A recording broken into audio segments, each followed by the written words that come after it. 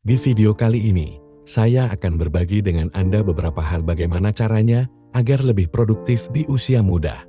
Salah satu masalah yang sering dihadapi oleh orang-orang di usia muda adalah kurangnya produktivitas. Saya akan jelaskan dulu apa itu produktivitas. Produktivitas sendiri adalah kemampuan untuk melakukan sesuatu yang bermanfaat, berguna, dan berdampak positif bagi diri sendiri dan orang lain. Produktivitas adalah salah satu kunci untuk mencapai kesuksesan dan kebahagiaan dalam hidup.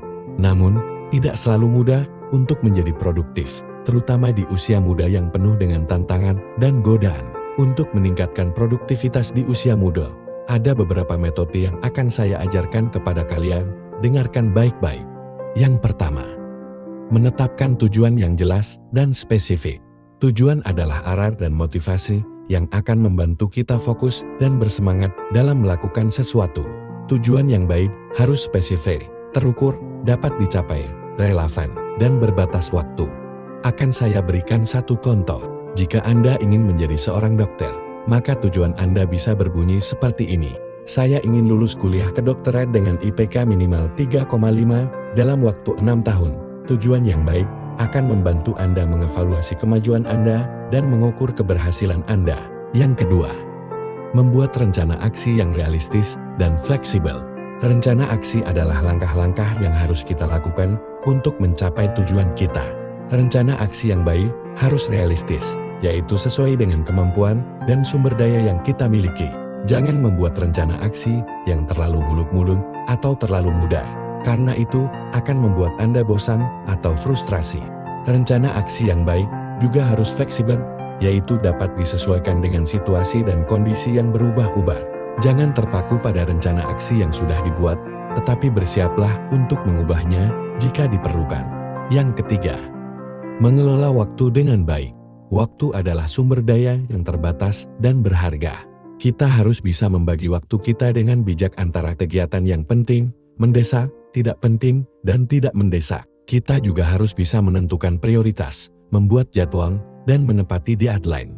Salah satu cara untuk mengelola waktu dengan baik adalah menggunakan metode Pomodoro, yaitu metode yang membagi waktu kerja menjadi interval 25 menit dengan istirahat 5 menit di antaranya.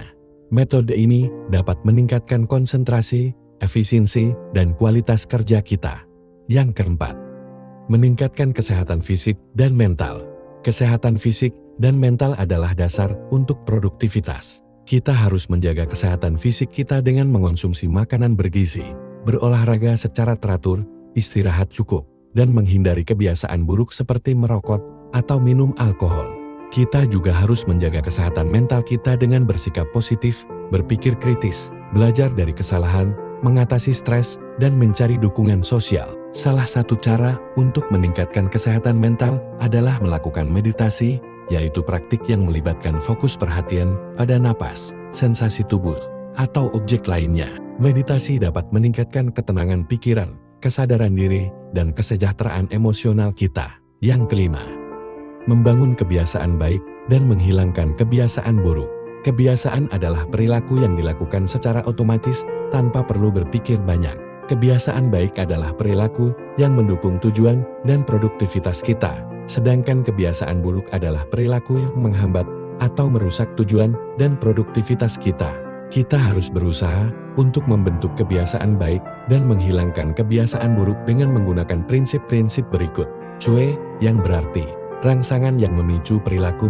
Kita harus membuat CUE yang jelas dan kuat untuk kebiasaan baik dan menghapus atau menghindari CUE untuk kebiasaan buruk. Response, yang berarti tindakan atau reaksi yang merupakan perilaku itu sendiri.